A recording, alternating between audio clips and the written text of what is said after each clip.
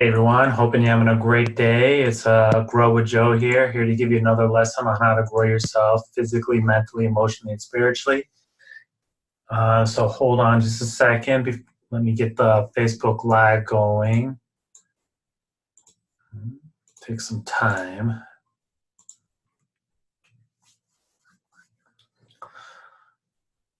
Uh, well, overall, today was a good day. It was 89 degrees outside. Got a lot of work done here at the co-working space. Think I'm gonna go hiking tomorrow near Salem.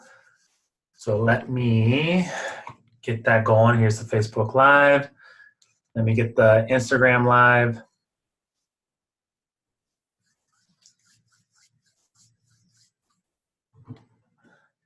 All right, hold on.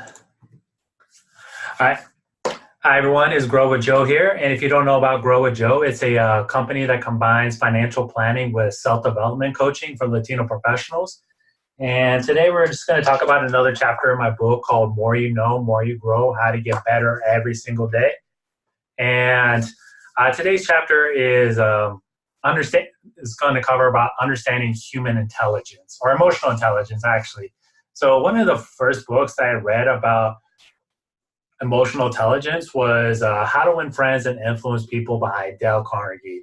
And now that's a really famous book that was written almost 100 years ago by Dale Carnegie. And the thing that I really enjoyed from that book is um, you want to start using people's names when you're interacting with them, especially in the service industry. Like anytime I see someone with a name tag, or if I don't know their name, then I ask for their name, especially like as a bartender or a waiter or anything. And I just I'll be like, "Hey, John, thanks for the great service and everything." And it can really just create a better relationship, create better rapport with that person. So you're not making them feel like a robot. And the same thing, like you don't want to be felt like a robot either. You want to be treated like a human being. And a great way to treat somebody like a human being is to start using their name. And it just shows that you care and like you're just putting a little bit more extra than the average person. You don't want to be that person that goes to the coffee shop, buys for their coffee, and just like treats the person like an ATM or like a vending machine, actually. So yeah, just start using people's name. And you have to understand that you're going to deal with people on a day-to-day basis. So you really need to understand emotional intelligence and just like great, try to create rapport with people.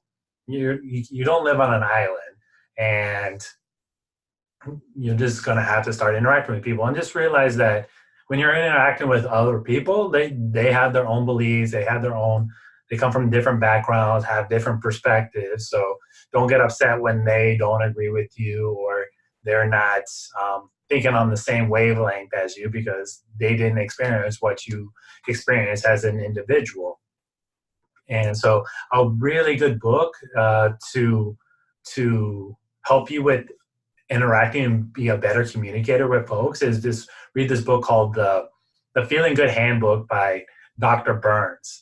And in that book, he covers a lot of cognitive biases that people go through that prevents them from having a relationship with somebody else. So like one of those cognitive biases, like the mind reading. So you tell people like, hey, this is what I want, but you don't actually tell that person what you want. So that's known as mind reading. So if you're in a relationship and you don't express what you want, but you expect the other person, but then you get upset at that person for not following through on what you want to do, then it's not going to be a good situation. Yeah, in terms of like,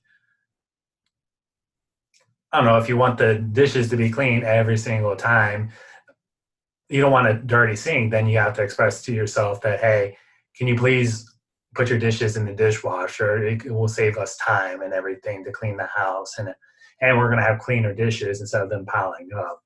But if you don't express that and you expect the other person to read your mind, then it's not going to happen. Another cognitive bias is like the all or nothing cognitive bias. Like if it's not all the way, then it doesn't happen.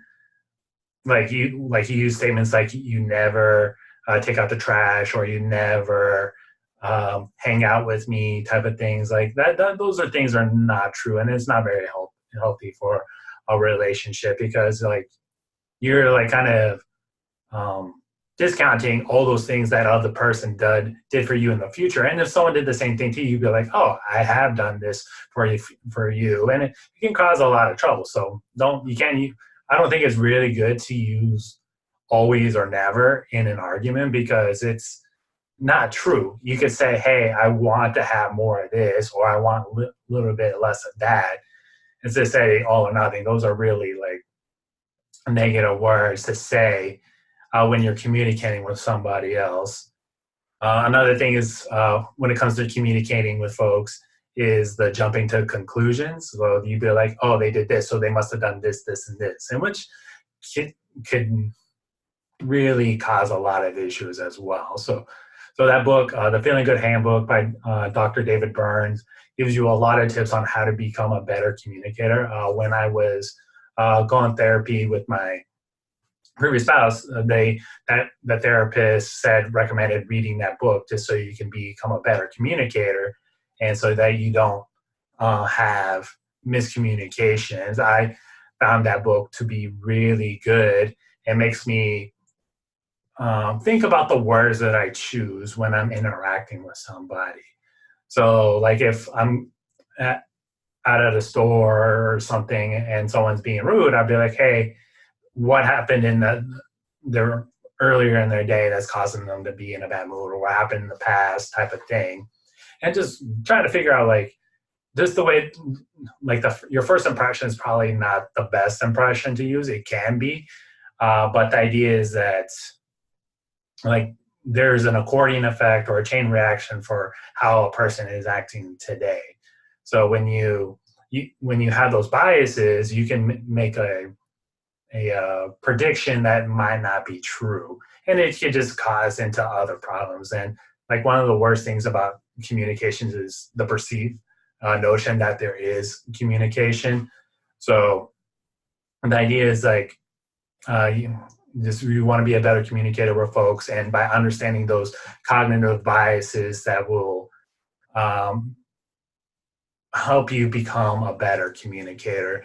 Going back to the Dale Carnegie book, that was basically, hey, make sure you smile, make sure you're friendly to other folks, build rapport, use people's names, because there's nothing sweeter than hearing your own name. So when you say somebody else's name, it's like, hey, they really care about me, they're taking interest in me.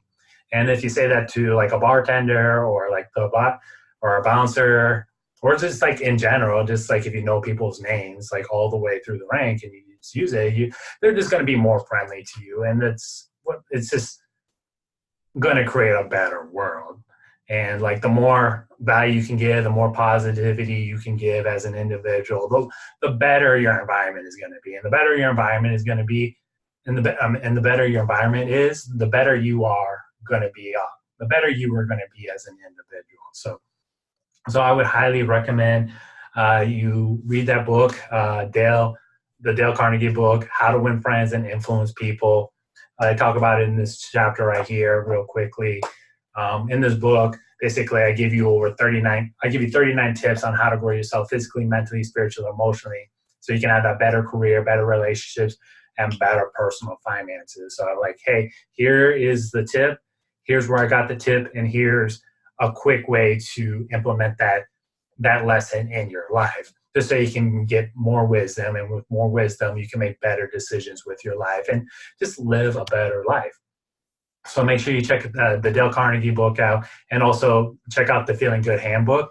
If you don't want to read the book, it's kind of a thick book to read. And especially in the last couple chapters, I didn't read the last couple chapters. They talk about how to use prescription drugs to help you get over your cognitive biases and other biases as well. But like the first part of the book is really good. If you don't have time to read all that, I would just Google search David Burns, I think it's David Burns, Cognitive Bias Feeling Good Handbook, and you will get the list. And then when you look at that list, make sure that you're taking doing some self-reflection, saying, hey, am I actually implementing these things in my life. Because one of the worst things that you can do is think you're doing something good, but you're really not. I'm going to look those up right now. Oh, they're cognitive distortions. So, yeah, the first one is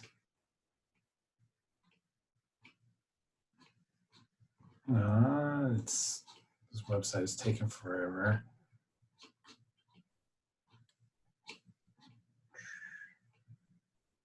Yeah, so the first one is the all or nothing thinking, polarized thinking.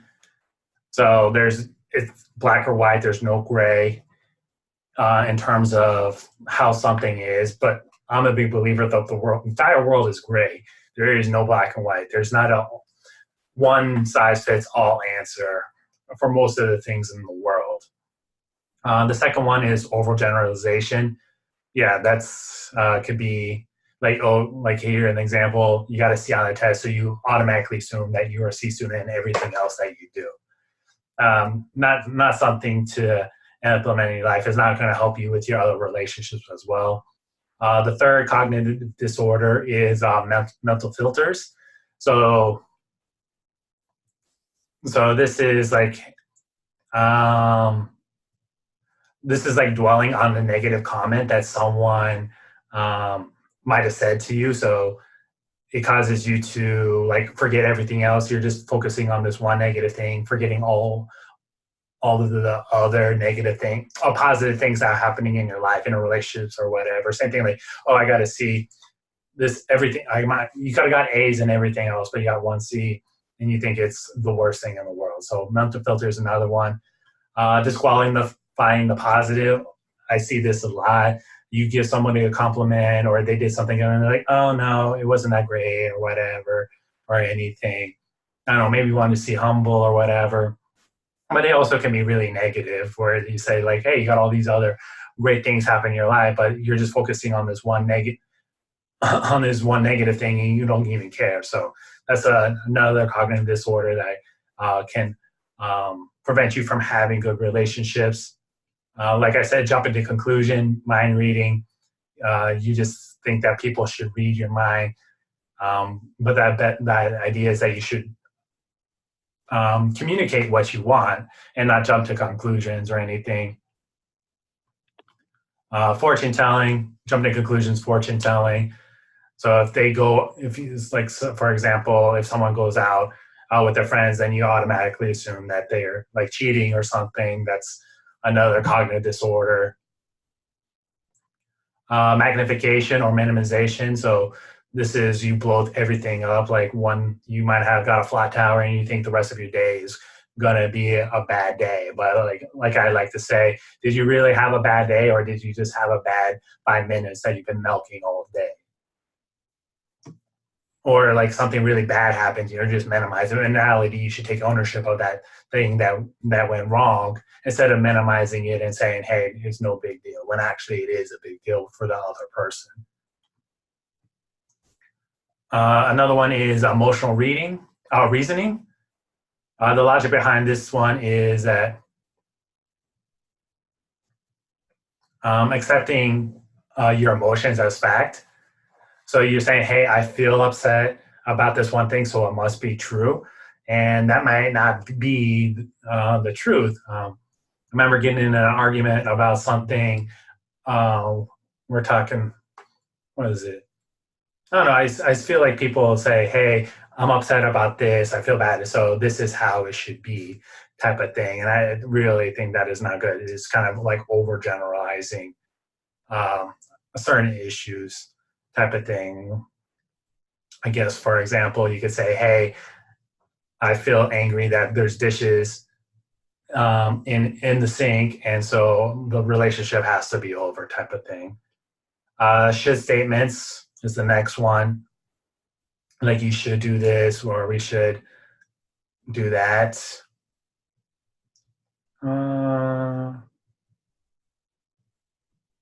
So I'm catching up on all these as well. I was like, oh, I should have done this in the past, or I should have done this. So like, don't worry about what happened in the past. Just worry about what you can focus on in the future.